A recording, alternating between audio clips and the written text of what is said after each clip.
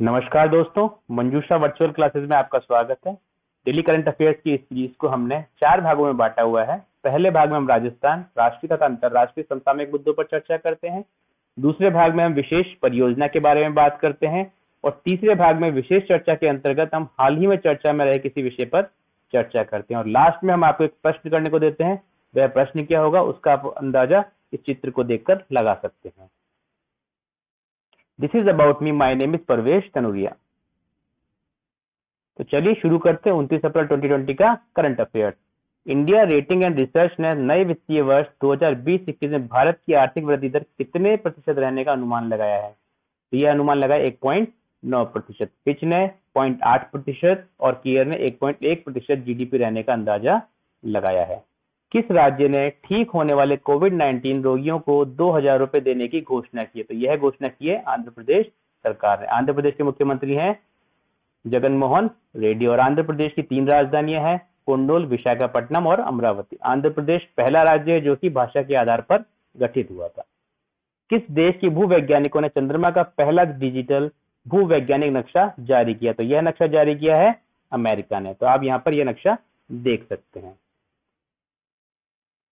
विजय मिश्रा जिनका हाल ही में निधन हो गया, वे कौन थे। वे एक लेखक थे जो कि उड़ीसा से संबंध रखते थे। उनके द्वारा कई नाटक तथा पिक्चरों में स्क्रिप्ट भी लिखी गई थी। उनकी एक फेमस नॉवल है वानप्रस्थ।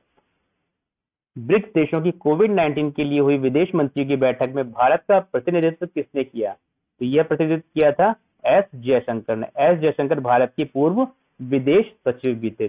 ब्रिक्स में Brazil, Russia, India, China, south Africa से मिलकर बना है। साउथ अफ्रीका इसमें 2010 में शामिल हुआ था और ब्रिक्स की स्थापना हुई थी 2007 में। ब्रिक्स देशों ने मिलकर एक बैंक भी बनाया जिसे ब्रिक्स बैंक या न्यू डेवलपमेंट बैंक भी कहते हैं, जिसका हेडक्वार्टर है शंघाई में। कोविड-19 के लिए प्लाज्मा थेरेपी शुरू करने वाला देश का पहला सरकारी अस्पताल कौन सा है। तो यह सरकारी अस्पताल है किंग जॉर्ज मेडिकल यूनिवर्सिटी। यह मेडिकल यूनिवर्सिटी लखनऊ में स्थित है और लखनऊ राजधानी है उत्तर प्रदेश की। उत्तर प्रदेश में दुधवा नेशनल पार्क भी स्थित है। लखनऊ गोमती नदी के किनारे बसा हुआ है। किस राज्य ने कोविड-19 प्रबंधन पर एक कैबिनेट कमेटी का गठन किया है। तो यह गठन किया है पश्चिम बंगाल सरकार ने। पश्चिम बंगाल की मुख्यमंत्री कौन है, ममता बनर्जी। पश्चिम बंगाल की राजधानी कलकत्ता है जो कि हुगली नदी के किनारे बसी हुई है और यहाँ पर एक फेमस वन्यजीव अभ्यारण्य है जल्दापारा। किस देश ने कोरोना वायरस की वजह से अपेक्षित पिच ब्लैक 2020 युद्ध अभ्यास रद्द कर दिया। तो यह रद्द किया है ऑस्ट्रेलिया ने और ऑस्ट्रेलिया के वायुसेना के साथ भारतीय वायुसेना का यह युद्ध अभ्यास ऑस्ट्रेलिया में होना था। ऑस्ट्रेलिया और भारत के बीच में एक नेवल एक्सरसाइज भी होती है जिसका नाम है Aussie index. Pakistan cricket board ने किस खिलाड़ी पर 3 साल के लिए प्रतिबंध लगाया है। तो यह प्रतिबंध लगाया उमर अकमल के ऊपर। उमर अकमल ने मैच फिक्सिंग से संबंधित सूचना पाकिस्तान क्रिकेट बोर्ड से छिपाई थी, इस वजह से इन्होंने इसके ऊपर 3 साल का प्रतिबंध लगाया है।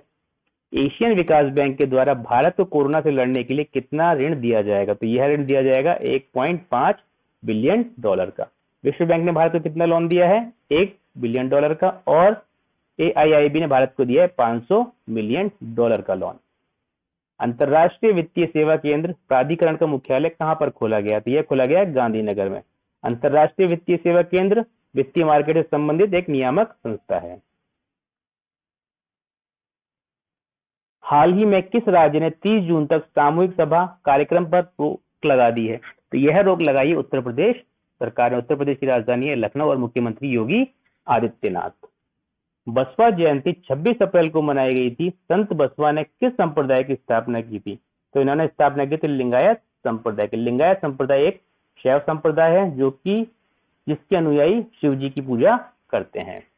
मैथियास बो ने किस अंतरराष्ट्रीय खेल से अपने संन्यास की घोषणा की है। तो यह घोषणा की उन्होंने बैडमिंटन। यह डेनमार्क के खिलाड़ी थे। झूमा खातून जिन पर डोपिंग टेस्ट में फेल होने पर 4 साल का प्रतिबंध लगा है, किस खेल से संबंधित है। तो वे संबंधित है मध्य दूरी की दौड़ से। डोपिंग की अंतरराष्ट्रीय एजेंसी वादा का हेडक्वार्टर कहां पर स्थित है। यह स्थित है मॉन्ट्रियल कनाडा में और भारत की एंटी डोपिंग एजेंसी जो है नाडा, उसका हेडक्वार्टर कहां पर स्थित है। यह स्थित है दिल्ली में। अमेरिकी राष्ट्रपति ने किस भारतीय मूल की अमेरिकी राजनयिक को OECD आर्थिक सहयोग और विकास संगठन का अगला दूत नियुक्त किया है? तो इन्होंने नियुक्त किया है मनीषा सिंह को। किस देश ने छोटे व्यवसायों के लिए 100% राज्य समर्थित बाउंस बैंक ऋण योजना का अनावरण किया है? तो यह अनावरण किया यूनाइटेड किंगडम ने। वह 2000 से लेकर 50,000 पाउंड तक का इंटरेस्ट फ्री लोन छोटे व्यवसायों के लिए देगी। इस पर 1 वर्ष तक कोई भी इंटरेस्ट नहीं लिया जाएगा। बेंगलुरु स्थित नैनो एवं मृदु पदार्थ विज्ञान केंद्र CENS द्वारा विद्युत आवेश वाले मास्क का विकास किया गया है। इसका नाम है ट्राइबो ई मास्क। इस मास्क के अंतर्गत 2 लेयर इस प्रकार की होंगी जो कि नॉन कंडक्टिंग होंगी। उसकी वजह से उनमें आपस में जब घर्षण होगा तो पार्टिकल जो होगा चार्ज होगा, उससे विद्युत आवेश जनरेट होगा। वह आवेश बैक्टीरिया तथा वायरस को मास्क के भीतर प्रवेश करने से रोकेगा और उसे सैनिटाइज करेगा। जैसा कि आपने कभी कभी घर पर देखा होगा कि साड़ी या नायलॉन का जो कपड़ा होता है उसमें भी चिंगारियां निकलती, तो आप यह मास्क घर पर भी बना सकते हैं। तो चलिए आज की परियोजना में हम बात करते हैं राष्ट्रीय पेंशन योजना, नेशनल पेंशन स्कीम की। यह एक पेंशन सह निवेश योजना है जो कि 1 जनवरी 2004 को लागू की गई थी। यह योजना नागरिकों की वृद्धावस्था सुरक्षा के लिए लागू की गई है। इस योजना की नियामक एजेंसी PFRD मतलब pension fund regulatory and development authority है। राष्ट्रीय पेंशन योजना को हम 2 श्रेणियों में बांट सकते हैं, सरकारी क्षेत्र में और एक निजी क्षेत्र में। तो सरकारी क्षेत्र में काम करने वाले कर्मचारियों के लिए सरकारी क्षेत्र की जो पेंशन योजना है उसे 2 भागों में भी बांटा जा सकता है। एक तो वह जो कि अंशदान खुद देते हैं और दूसरा उनका अंशदान सरकार के द्वारा भी दिया जाता है। और निजी क्षेत्र की जो पेंशन है उसको भी हम फिर 2 भागों में बांट सकते हैं, एक तो कॉर्पोरेट क्षेत्र की और एक इंडिविजुअल व्यक्ति की खुद की। कॉर्पोरेट क्षेत्र द्वारा इस योजना को औपचारिक रूप से 2011 में तथा सरकारी एवं कॉर्पोरेट क्षेत्र दोनों में सम्मिलित नहीं किए जाने वाले व्यक्ति को 1 मई 2009 से NPS में शामिल होने की अनुमति दी गई है। यह योजना एक स्वैच्छिक योजना है जिसमें लाभार्थियों की आयु 18 वर्ष से लेकर 60 वर्ष के मध्य होनी चाहिए। इसमें सब्सक्राइबर किसी भी वित्तीय वर्ष में कितनी भी राशि का अंशदान कर सकता है। इसमें लाभार्थी को 60 वर्ष की उम्र के पश्चात एक निश्चित राशि पेंशन के रूप में प्राप्त होती है। तो चलिए आज शुरू करते हैं विशेष चर्चा में। हमारा चर्चा का विषय है open market operation. Reserve bank of India द्वारा हाल ही में सरकार से 10,000 करोड़ रुपए के बॉन्ड खरीदने की घोषणा की गई है। यह एक प्रकार का इंस्ट्रूमेंट है जिसके जरिए RBI मौद्रिक नीति का क्रियान्वयन करता है। इसके तहत रिजर्व बैंक ऑफ इंडिया सरकारी प्रतिभूतियां खरीदता है अथवा बेचता है।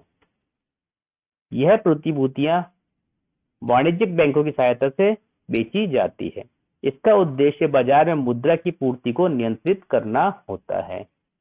जब रिजर्व बैंक ऑफ इंडिया बाजार से प्रतिभूतियां खरीदता है तो इसका मतलब यह है कि वो बाजार में तरलता बढ़ाना चाहता है, और जब वह प्रतिभूतियां बाजार में बेचता है इसका मतलब यह है कि बाजार से लिक्विडिटी कम करना चाहता है।